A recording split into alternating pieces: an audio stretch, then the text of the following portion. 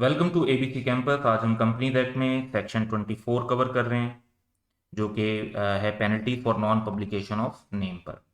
तो basically requirement जो law की है वो ये है कि penalty of level 1 be levied on company and it's officer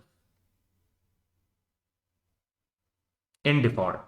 यानी वो ऑफिसर जिनकी रिस्पॉन्सिबिलिटी बनती थी कि वो ये काम करें कि कंपनी का नाम डिस्प्ले करें और वो नहीं करते, उनको ये पेनल्टी लगेगी। इसमें बेसिकली डायरेक्टर्स आ जाएंगे और जो चीफ एग्जेक्टिव आ जाएगा।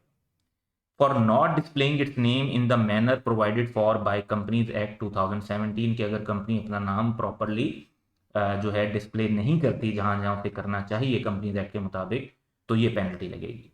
अब सेक्शन 24 में तो ये नहीं बताया हुआ कि कंपनीज एक्ट में क्या क्या रिक्वायरमेंट है। मेनली इस पर सेक्शन 22 है, जिसमें रिक्वायरमेंट है कि कंपनी का नेम और इनकॉर्पोरेशन नंबर बिजनेस प्लेसेस पर मेंशन होना चाहिए। कंपनी का सर्टिफिकेट ऑफ इनकॉर्पोरेशन डिस्प्ले होना चाहिए बिजनेस प्लेसेस पर। कंपनी का नेम डॉक्यूमेंट पर मेंशन होना चाहिए। डिफरेंट डॉक्यूमेंट्स पे चेक है, बिल ऑफ एक्सचेंज है, मनी ऑर्डर है।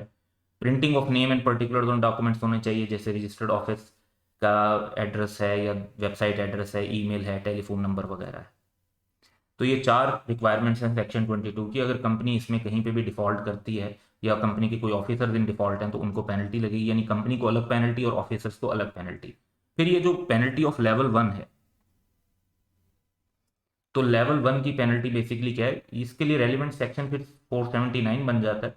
उसमें जो पेनल्टी लेवल है कि 25,000 तक की पेनल्टी लगती है, और डिफॉल्ट कंटिन्यू करता है तो 500 पर डे तक जो है वो कंटिन्यू मजीद पेनल्टी बढ़ सकती है। तो इसमें फिर लेवल 2 जो है वो ज़्यादा पेनल्टी, और लेवल 3 उससे भी ज़्यादा पेनल्टी है। 3 लेवल लॉ में स्टैंडर्ड स्केल में डिफाइन हुए हैं, तो इसमें से ये वाली पेनल्टी लगेगी।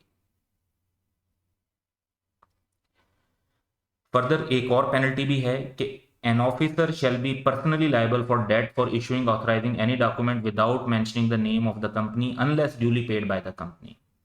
तो सेक्शन 22 की एक रिक्वायरमेंट है।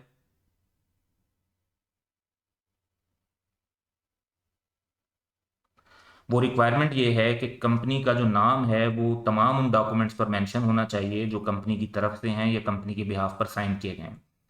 तो कंपनी का अगर कोई ऑफिसर ऐसा डॉक्यूमेंट साइन करता है या ऑथराइज करता है जो कि था कंपनी के बिहाफ पे, लेकिन उस पर कंपनी का नाम मेंशन नहीं था, तो जब कंपनी का नाम मेंशन नहीं होगा तो लॉ की नज़र में वो पर्सनली लायबल हो जाएगा। लाइक अगर उसने कोई रिसीट इशू की हुई थी तो उसके पैसे उसको अपनी जेब से देने पड़ेंगे। हाँ, अगर कंपनी पे कर दे तो फिर तो ऑब्वियसली कोई प्रॉब्लम नहीं है, अभी कंपनी ने पे कर दिया, दूसरे पर्सन को पैसे मिल गए, तो देर इज नो इशू। लेकिन अगर कंपनी किसी वजह से पे ना कर सके, डिफॉल्ट कर जाए कंपनी, लेट से कि कंपनी के पास पैसे ना हो, बैंक करप्ट हो जाए, इंसॉल्वेंट हो जाए, तो कंपनी अगर पे नहीं कर सकती तो फिर उस ऑफिसर को पे करने पड़ेंगे। यहाँ से जो हमें इम्पॉर्टेंट एक लेसन मिलता है वो ये मिलता है कि जब भी आप जॉब कर रहे हो या कोई काम कर रहे हो, तो जब आप किसी कंपनी के लिए जो काम कर रहे हैं तो कंपनी के बिहाफ पर जो भी डॉक्यूमेंटेशन करते हैं उस पर जब आप अपने साइन करते हैं तो ये ज़रूर इंश्योर कर लें कि उस पर कंपनी का नाम मेंशन हो, ताकि इन द अनफॉर्चुनेट केस आप पर्सनली लायबल ना हो जाए उन डेट्स के लिए जो कि आप कंपनी के बिहाफ पे कर रहे हैं। तो बेसिकली ये सिंपल सा सेक्शन था। That's all for the time being. Have a good time.